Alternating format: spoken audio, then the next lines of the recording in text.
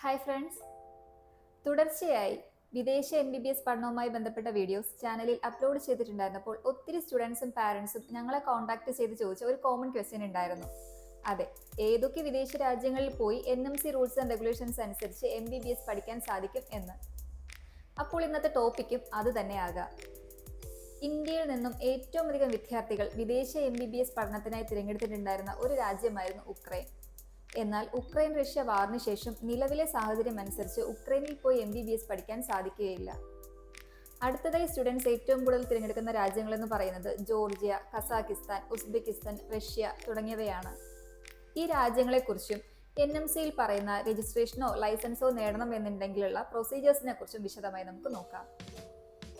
റഷ്യയിൽ MBBS പഠിക്കുന്ന ഒരു വിദ്യാർത്ഥി 6 വർഷത്തെ കോഴ്സ് കംപ്ലീറ്റ് ആക്കിയ ശേഷം അവിടുത്തെ രജിസ്ട്രേഷന് വേണ്ടിയിട്ട് ഗോസ് എന്ന് പറഞ്ഞിട്ടുള്ള ഒരു എക്സാം എഴുതേണ്ടതായിട്ട് വരുന്നുണ്ട്. ഈ എക്സാം എന്ന് പറയുന്നത് വർഷത്തിൽ ഒരു തവണയാണ് നടത്തുന്നത്. റഷ്യൻ ലാംഗ്വേജിലും ഇംഗ്ലീഷിലും എക്സാം അറ്റൻഡ് ചെയ്യാൻ സാധിക്കുന്നു. റഷ്യയിൽ പഠിക്കുന്ന ഒരു വിദ്യാർത്ഥി രജിസ്ട്രേഷൻ നേടി തിരികെ നാട്ടിലെത്താൻ 7 years ആകുന്നുണ്ട്. ഇനി കസാക്കിസ്ഥാനിലാണ് നിങ്ങൾ പഠിക്കാൻ ആഗ്രഹിക്കുന്നത് എന്നുണ്ടെങ്കിൽ 6 വർഷത്തെ പ്രോഗ്രാം കഴിയുന്നതിന് ശേഷം അവിടെയും ഈ രജിസ്ട്രേഷനോ ലൈസൻസിനോ വേണ്ടിയിട്ടുള്ള എക്സാം എഴുതേണ്ടതായിട്ടുണ്ട്.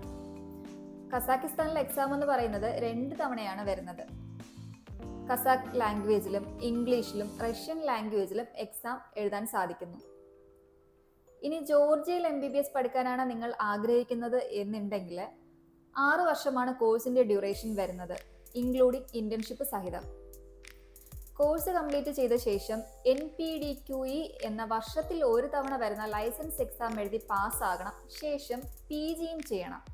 എങ്കിൽ മാത്രമേ ജോർജിയയിൽ നിങ്ങൾക്ക് ഇൻഡിപെൻഡൻ്റ് ആയിട്ട് വർക്ക് ചെയ്യാനുള്ള, ഇല്ലാന്നുണ്ടെങ്കിൽ ഇൻഡിപെൻഡൻ്റ് ആയിട്ട് നിങ്ങൾക്ക് അവിടെ പ്രാക്ടീസ് ചെയ്യാനുള്ള ലൈസൻസോ രജിസ്ട്രേഷനോ നേടാൻ സാധിക്കുകയുള്ളൂ. ജോർജിയയിൽ MBBS പഠിക്കുന്ന വിദ്യാർത്ഥികൾക്ക് ടോട്ടൽ 9 years പഠനത്തിന് വേണ്ടിയിട്ട് മാത്രം മാറ്റിവെക്കേണ്ടതായിട്ട് വരുന്നുണ്ട്. ഇനി ഉസ്ബെക്കിസ്ഥാൻ ആണ് നിങ്ങൾ പഠിക്കുന്ന രാജ്യം എന്നുണ്ടെങ്കിൽ കോഴ്സിന്റെ ഡ്യൂറേഷൻ വരുന്നത് 6 years തന്നെയാണ്.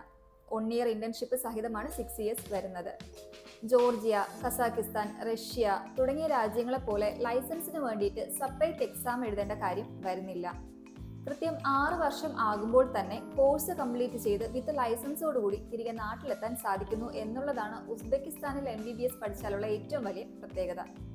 കൂടാതെ NMC റൂൾസ് ആൻഡ് റെഗുലേഷൻസ് അതുപോലെ ഫോളോ ചെയ്യുന്ന ഒരു രാജ്യം കൂടെയാണ്.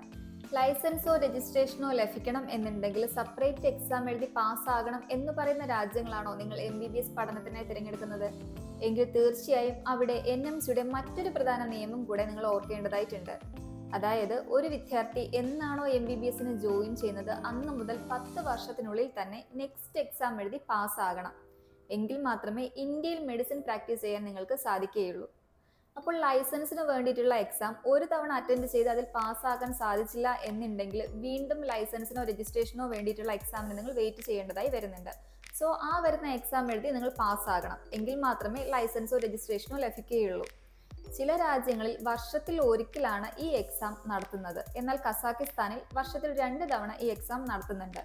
അപ്പോൾ ലൈസൻസിന് വേണ്ടിയിട്ടുള്ള എക്സാമിന് നിങ്ങൾ ആ രാജ്യത്ത് ടൈം സ്പെൻഡ് ചെയ്യുമ്പോൾ ഇന്ത്യയിൽ നിങ്ങളുടെ നെക്സ്റ്റിന്റെ എക്സാം എഴുതാനുള്ള ചാൻസ് കുറഞ്ഞു വരികയാണ്. സോ ഏറ്റവും ബെറ്റർ ഉസ്ബെക്കിസ്ഥാൻ പോലുള്ള ഒരു രാജ്യത്ത് MBBS പഠിക്കുന്നതായിരിക്കും.